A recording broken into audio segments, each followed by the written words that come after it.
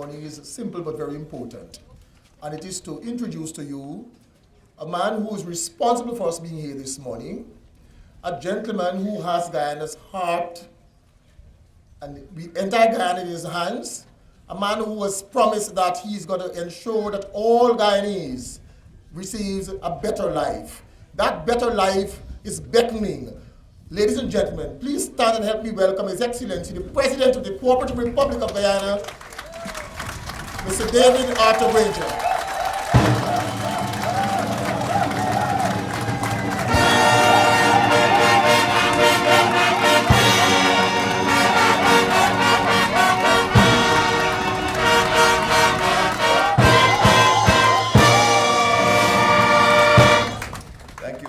Residents of the Amstel, members of the media, fellow Guyanese. I'm very happy and honored to be here this morning. I think John Adams in his quiet moments can tell you why.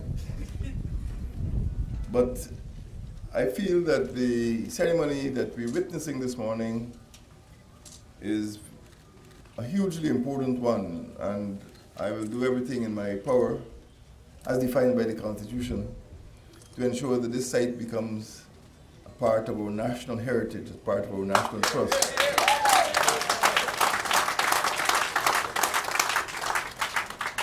I don't say that lightly.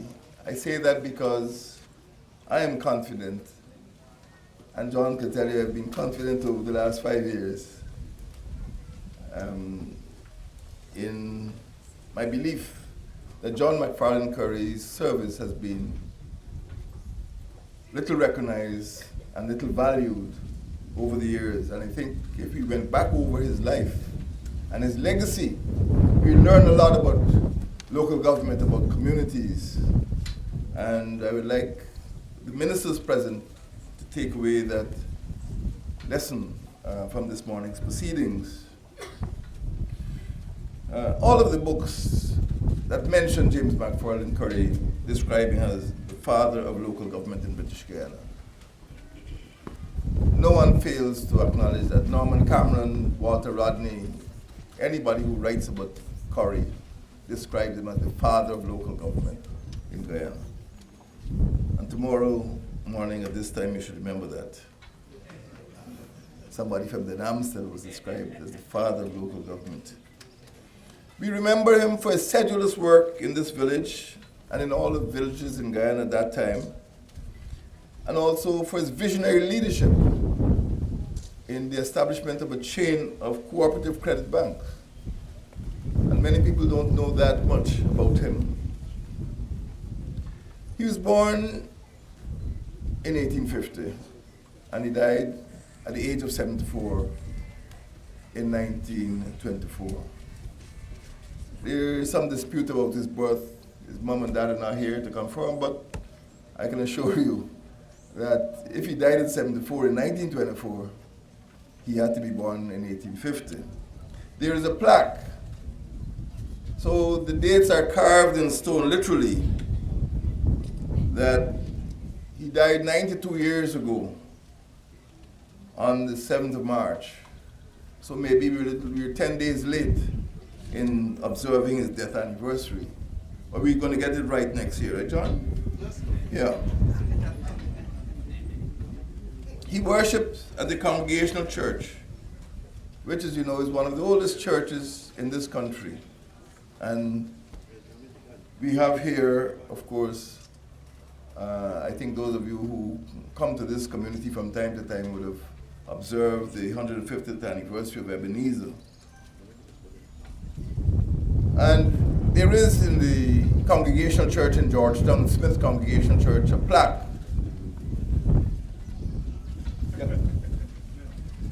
There is a plaque to his memory to show you how highly he was regarded in the Congregational Church. As you heard earlier from the chairman, the Amstel and Fellowship were twinned and declared a village district in 1892. And if I can correct him, Corry was actually the third, because he took office in 1895 and he served until 1922. He was a village leader And he was the founder of the Young Men's Christian Association branch right here in Amstel, and remained as president for 27 years. That association, of course, has disappeared from Amstel, was credited at that time, and I quote, with providing the moral and intellectual improvement of the villagers. I don't know if you'll agree, Mr. Chairman, that there needs to be still the moral and intellectual improvement of villagers. Corry was a professional man. He became a magistrate's clerk in 1881, being regarded as a, quote, an example of thoroughness in the preparation and presentation of his work. He was appointed a stipendiary magistrate in 1911, and he also served as Justice of Peace in this district. The village movement started in 1839, the year after emancipation, and our administration declared the 7th of November to be National Day of Villages, and they will soon be issued a stamp to commemorate the start of that village movement in 1839, and will memorialize all villages, not just African villages, because most of us arose out of villages. We're not town people. We migrated to the towns. But most Guyanese came out of the villages.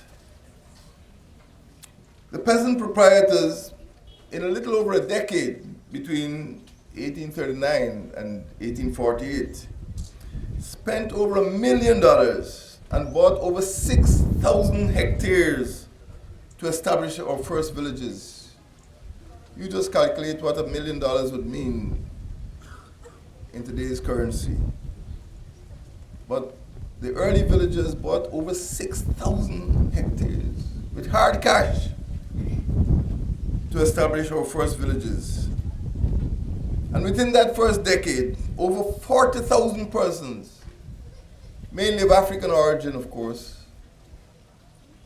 marched off of the plantations. Not because they didn't like agriculture or they didn't want to work, because they continued to work, but they continued to work in the freedom of their own villages, with their own homes, their own churches, their own schools, and their own farms. And that is what we regard as the village movement. Sugar planters, who historians call the plantocracy, controlled the legislature. At that time it was called the Court of Policy. We now call it the National Assembly. It was then called the Court of Policy. And they tried every device, legislative and vindictive, to strangle the development of the free villages because they wanted to control labor. And the more the labor left the plantations, the more they had to import labor from Portugal, from India, and from China. So they tried to keep the labor close to the plantations because in that way, labor would be cheap and it was very expensive to import labor. So there was a great clash between the peasantry and the plantocracy. There were numerous examples of the resilience and the desire for independence among the peasants. There was a boom in agriculture because they had to feed themselves. And many agricultural communities were self-sufficient. There was a boom in manufacture. And many agricultural communities all along the coast were capable of producing and preserving a variety of products. Cassava bread, guava jam, guava cheese, guava jelly, all sorts of juices were made in those villages. In fact, the villages actually held agricultural shows more than 130 years ago. They actually established agricultural societies. They established Christian improvement associations. There was a conference of school managers and teachers as early as 1896.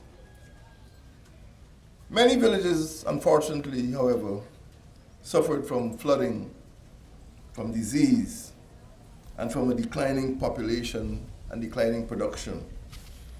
plagues which we are still bothered with, drought and flood.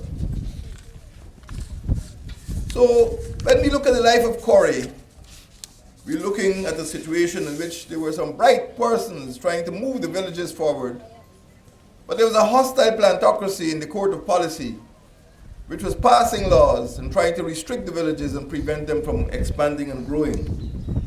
At the same time, there were harsh environmental conditions, and all of us who live on the coast know the difficulty in drainage and irrigation. And it was in this environment that James McFarlane Corry, the chairman of the Amstel village, inaugurated something called the Village Chairman's Conference. He was elected the first chairman of that conference in 1904, and he served for 20 years until he died in 1924. Norman Cameron, in his book, The Evolution of the Negro, wrote of Corry's tenure as chairman of the conference, and I quote, "His annual addresses preserved his views on local government, the serious attitude which he took of the share of government entrusted to the villages, his passionate appeals to his fellow chairmen and councillors for cooperation," I suppose something we can still do today, "and to government for fair play and a recognition of their services." In other words, Corry recognized 112 years ago that local government was a part of the governmental system. It was the first tier of government. And that was the tier that was entrusted to the villages. The villages are part of government. And that's what we're going to do tomorrow. We're going to show the people who try to strangle local government that the villages of the Amstel and all of the villages and municipalities and neighborhoods of this country are part of the governmental system and must not be ruled out.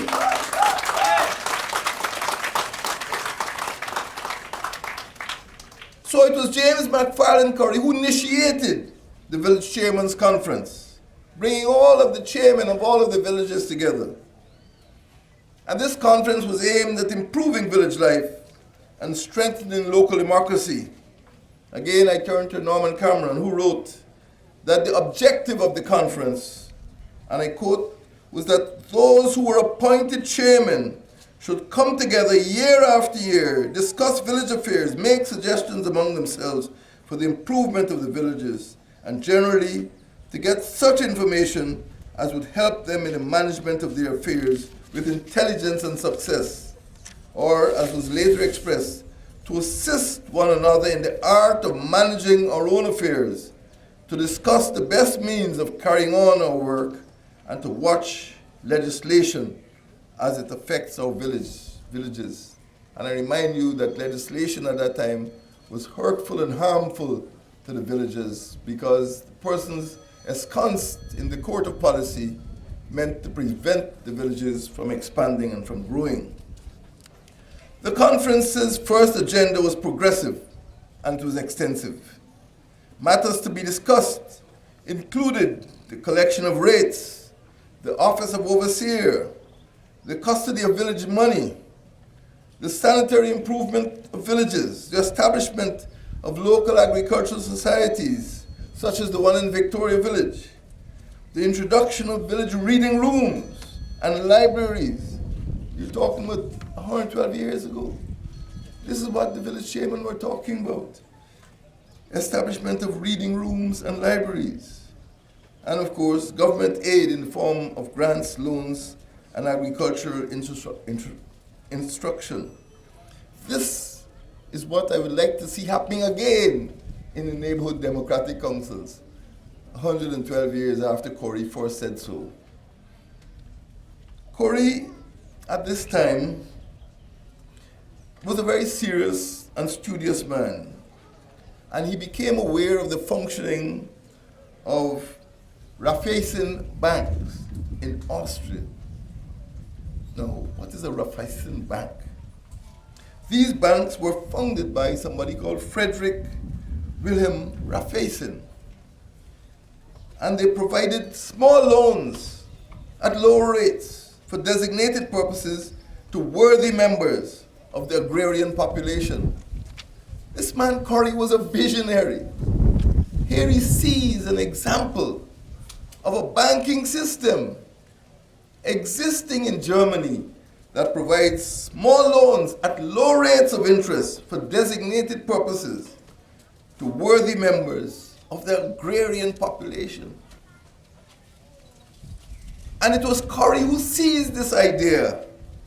He thought it would be good for local small farmers in British Guiana to have access to similar sources of credit. He brought the idea to the notice of the conference, the village chairman's conference in August 1904.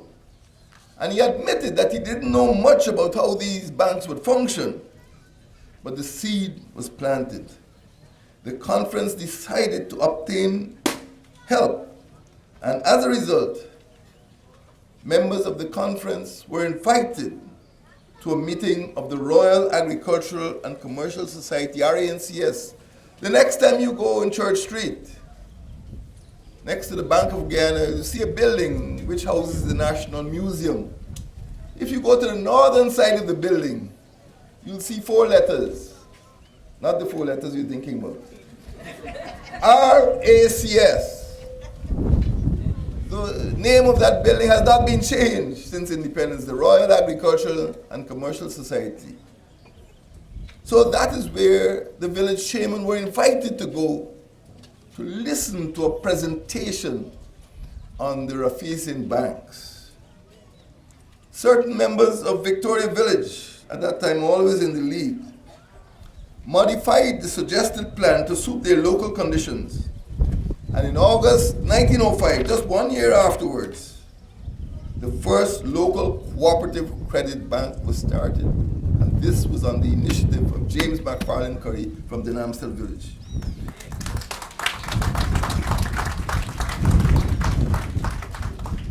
Other banks followed. Some succeeded, some subsided. But the banks in Victoria and Buxton and Demerara, at Rose Hall, and at that time Rose Hall was a village.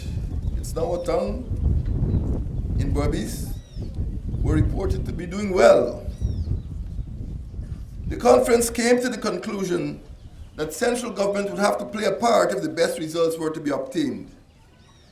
The conference therefore urged the establishment of similar banks, but they must be operated by the government. The idea was not adopted at first because the government was hostile, but eventually it was recorded, and I quote again, "The efforts of the people's representatives and the spirit of self-help displayed by the farmers were rewarded when in 1914 the government started to operate district credit banks. There were 3 at first in 1915. The next year, 15 more banks were created. At the 1917 conference of the village chairman, it was decided to request the government to retain the services of the energetic official who had been establishing these banks, solely to be able to work in connection with them, and the request was granted. So we have here the creation of a cooperative credit bank, and it did a lot of good work in Guyana, saving the small farmers from loan sharks and from various money lenders with whom they had to deal with before the banks were established. The cooperative credit banks assisted them to overcome the vagaries of weather in Guyana, the droughts and the floods. As you know, peasant farmers are normally severely afflicted by this cycle of drought and flood. Corry was recognized as the individual who brought forward that movement. He himself was fully conscious of the importance of having such loan banks in the villages and was satisfied that the conference had done something creditable inaugurating those banks. Corry himself announced that, and I quote him, "As a permanent memorial of our appreciation and that measure, I invite this conference to make a practical effort to firmly establish the cooperative credit banks in our colony and hand down to posterity," not thinking about himself, He's thinking about posterity as our contribution to the progress of our people, and as a result, to the progress of the colony at large. Can you imagine the mind of this great man thinking about extension of agricultural credit for posterity and for the nation at large? That was the sort of man we are honoring today in Amstel. James McFarlane Corry was a leader. He gave the village Shaman's Conference its initial direction and the benefit of his guidance. It was similar to the leadership that he had seen in agricultural improvement societies, which took place, which occurred, which were established in other villages along the coast. The conference and the societies worked towards similar objectives: the improvement of the lives of proprietors, those persons who owned house lots and who owned farmlands. The social significance of these village institutions could be measured by the statistics concerning the number and size of the villages. There were 214 villages, of which 96 were in Berbice, 66 were in Demerara, and 52 were in Essequibo. That is by 1902. The village population had almost nearly doubled from 44,456 to 86,935. The value of property in those villages had increased by $500,000, and there were 13,969 proprietors owning 31,255 hectares of land, all in the period between 1848 and 1902. And this was by people who had just emerged from the most cruel and inhumane system ever known to man, the system of enslavement. And this is their achievement within that half century after emancipation. So, ladies and gentlemen, residents of Den Amstel, we are gathered here today to honor a great man. He died at the age of 74 in 1924. He bequeathed to us a rich legacy of leadership in rural communities, a legacy of Christian stewardship, especially through the Congregational Church, a legacy of organizational ability that without cell phones and transport, he was able to bring village leaders from Essequibo, Demerara, and Berbice together for that village Shaman's Conference every year. He had communication skills to be able to convince and persuade his colleagues. He had the ability to plan. He was a visionary, and he dedicated his life to the service of his community. He was a great guide and a worthy helmsman during an extremely difficult period in the evolution of rural Guyana. Today, I would say without fear of contradiction that there is no better way of honoring his memory than by what we're doing here. There's no better epitaph to Corry's life than Norman Cameron's conclusion that he was, and I quote, one of the greatest leaders of his people in this colony, even though his activities were mostly restricted to the villages. James McFarlane Corry will always have a place in the history of our country, in the memory of our people, and that memory will live on, I hope, in the village of Den Amstel. And this site will be preserved and protected from bush and neglect in years to come. I thank you. May God bless you all.